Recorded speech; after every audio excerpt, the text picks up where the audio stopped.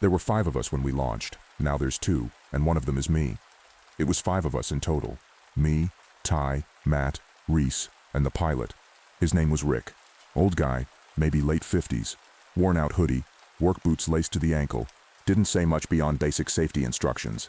He met us in a clearing past the last subdivision. Just this empty stretch of field that smelled like burned grass. No fences, no signs. The basket was already upright, balloon half filled and swaying. Ty booked the ride on a whim. Found it on some forum. Said it'd be about 40 minutes in the air. Sunset flight, smooth and scenic, the post said.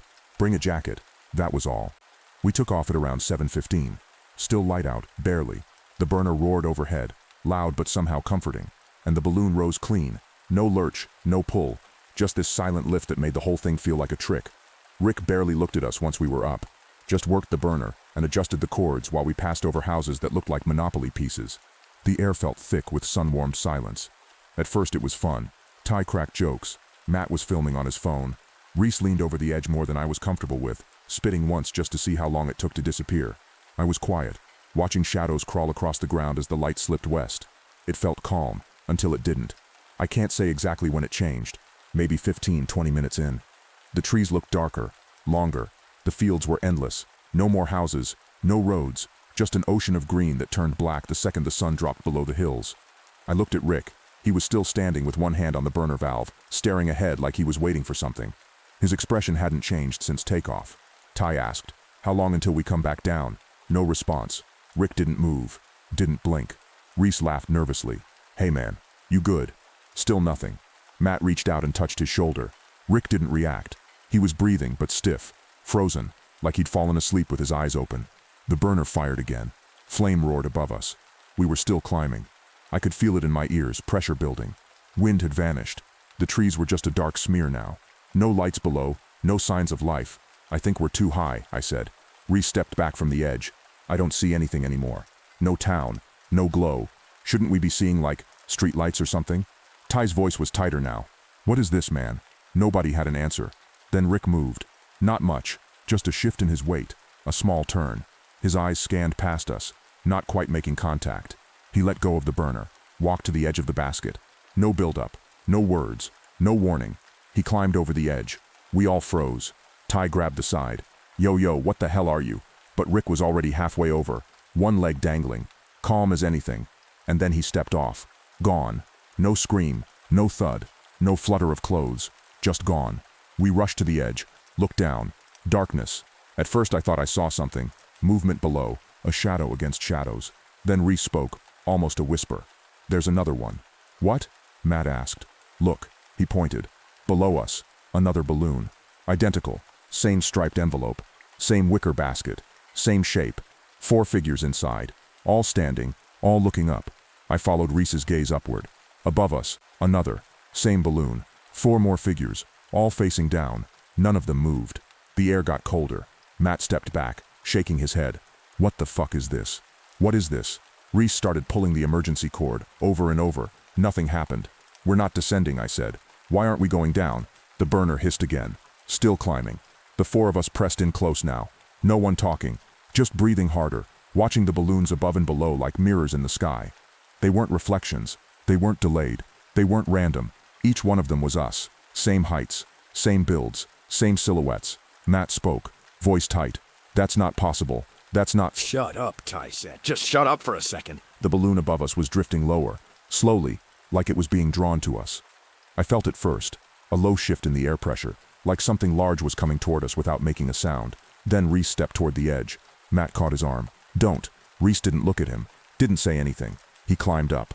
I moved to stop him too late. He stepped over. Just gone. We rushed to the side. Balloon below. 3 figures now. Ty started backing into the corner of the basket, staring at us. Then down. Then up again. His voice was cracking. "He's down there. That's him. That's Reese down there." Matt was breathing heavy. "This isn't real. This isn't real." I leaned back against the burner frame. My chest hurt. My fingers were numb. Above us, the balloon was closer. Much closer. I could make out details now. One of the figures was leaning forward, elbows on the edge, looking straight at me. He didn't blink. I think he was me. It's just 3 of us now. Me, Ty, and Matt. Reese is gone. Rick too. The balloon keeps climbing. The one above is maybe 50 feet away now. I can see its stripes more clearly. red, yellow, and dark green like ours. The envelope flickers softly in the moonless dark, almost glowing from the heat of its own burner. And the people inside, they don't move. They just stare. I tried yelling. Nothing. No reaction. Ty won't stop whispering. It's like he's talking to himself, but low and fast, like he doesn't want us to hear. I saw his jacket, he says. Reese, he's wearing his jacket down there. Matt finally snaps. We don't know that. You didn't see anything. I did. Ty hisses loud now. You just don't want to believe it. They start arguing. I can't follow it. I'm focused on the horizon, if there even is one. It's all black now. The air's thin, cold. My skin feels dry, like my body's trying to shrink itself. And then I see the lights. Just 3, out in the dark below us. A faint glow, barely visible at first. Then clearer. A barn, wide and sagging in the middle. One side caved in. A factory, windowless except one tall smokestack, with a faint flickering light behind a window near the roof. A church, long and narrow, crooked spire pointing into the void.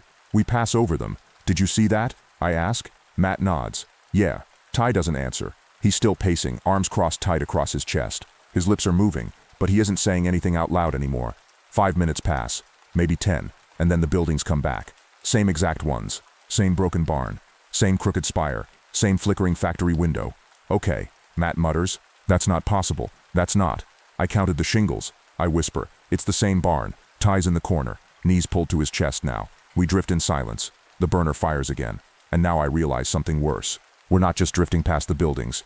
We're stuck on them. A loop, like a cheap simulation. Like the world below is just wallpaper.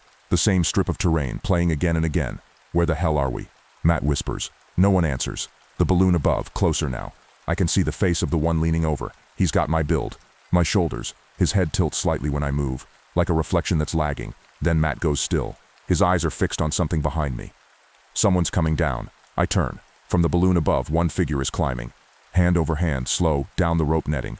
Legs swinging slightly with the breeze. Steady. No fear in how he moves. Like he knows exactly where he's going. I take a step back, heart thudding hard enough to hurt. Ty starts rocking now, mumbling something rhythmically, faster and faster. Matt stares at the climbing figure like he's frozen, and then Matt bolts. He doesn't say a word, just runs at the edge and jumps. He doesn't hesitate, doesn't cry out. Gone. I spin and grab the side. Balloon below. 2 figures now, me and Ty. I stagger back. My breathing's too fast. I feel like my body's turning inside out.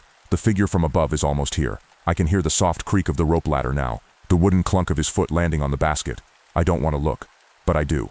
He stands a few feet away. Same height, same jacket, same hands, face in shadow, but I know it's me. He just stares, tilts his head, then tilts it back the other way. Not mocking, not curious, just copying. Ty finally screams. It's sudden and raw and loud in the dead air. He jumps to his feet and points. There's more, he yells. I look over. The balloon below. It's no longer just one. There are 2, stacked, slightly offset, both rising, and above us another has appeared. Higher still. I don't understand. It's not just one above and one below anymore. It's layers. Dozens of them. Going up, going down. Some of them have baskets filled with people. Some have none. Some have me. The one in our basket hasn't moved. Still staring. Still watching. I don't know what I'm supposed to do. Ty backs away, arms trembling. Then he grabs the burner valve and yanks it. The flame shoots up with a scream of gas. He pulls again. And again. No control. Just panic. We have to get out, he mutters. It's gonna keep going. It doesn't end. I shout at him. But it's no use. He's lost in it. He steps to the edge. 1 foot over. No, Ty. He looks at me once. Just once. Then he falls backward into the dark.